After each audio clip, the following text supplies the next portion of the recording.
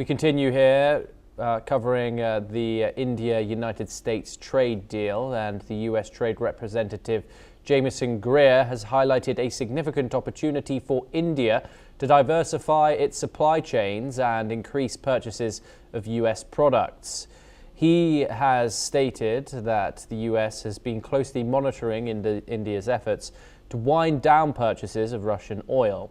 Greer also revealed that there is a mutual understanding between the US and India to reduce technical non-tariff barriers to trade, with both countries recognizing US standards, while India is still maintaining some protection around agricultural goods.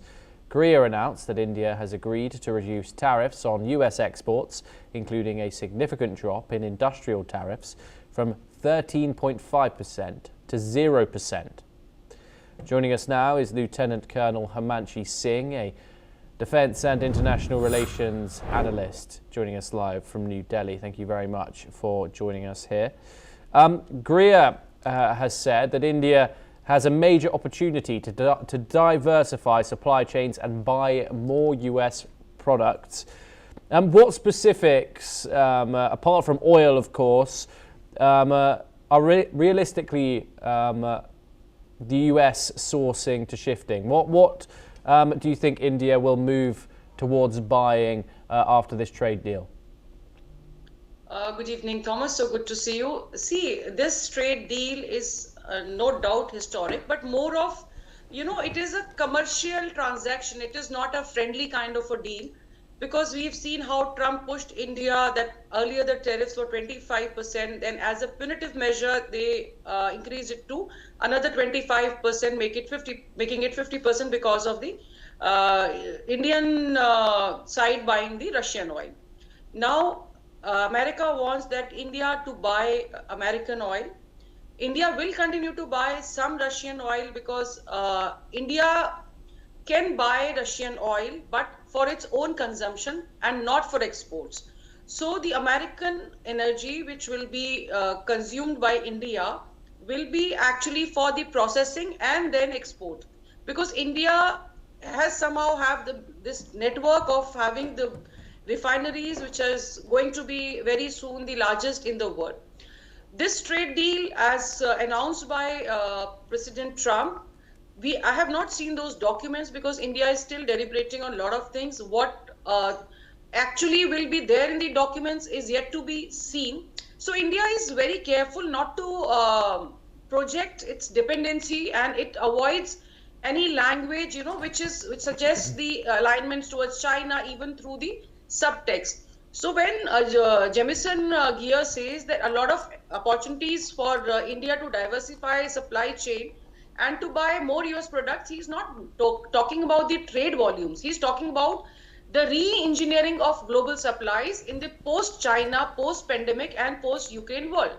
So for United States, this deal serves three purposes. First of all, it's de-risking dependence on China by embedding India deeper into global manufacturing and consumption network. Secondly, creating a reliable democratic partner in the market of US energy, defense, aerospace and high-tech exports. And thirdly, it is trying to ensure that strategic alignment is there, backed by economic interdependence, which is not a rhetoric. And for India, see, it is an opportunity which is double-edged. On one hand, there is a tariff reduction, no doubt, and market assessment to restore competitiveness for Indian exporters in US. But see, India is a country where the major livelihood of people depends on agriculture. So how much India is going to open that market, because Indian people are deadly against the GMO seeds which America provides. So the legitimate question is about trade balance, domestic capacity and strategic economy. So it is not a free trade in classical sense, but a managed strategic trades, which because of the economy and security logic.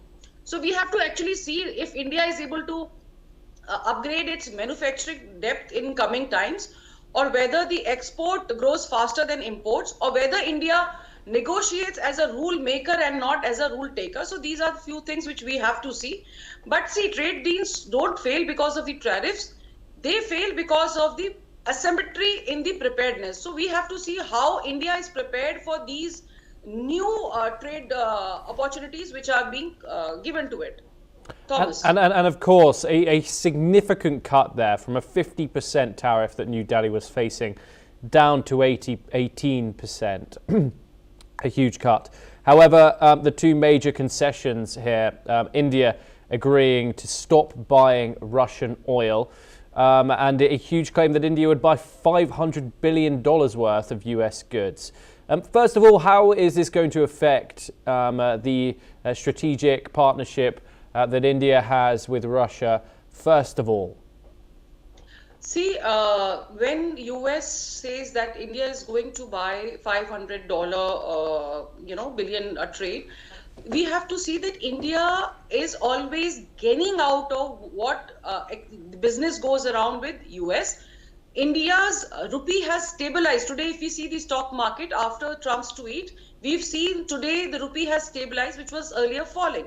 So that is a good thing. And somewhere when the market opens, we have to see this trade deal is strategic. It's more than economic, it is strategic, because economic flows are instruments to cement geopolitical alignment against the system rivals.